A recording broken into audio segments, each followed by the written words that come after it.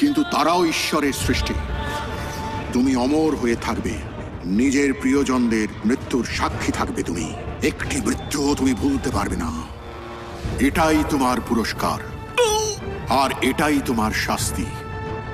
একমাত্র গবলিনের হবু স্ত্রী এই তলোয়ারটি বের করতে পারবে,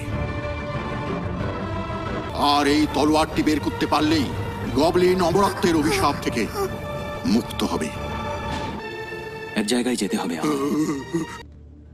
কে তুমি? তোমার এত বড় সাহস! তুমি এখানে কি করছো? এই শয়তানটা কে?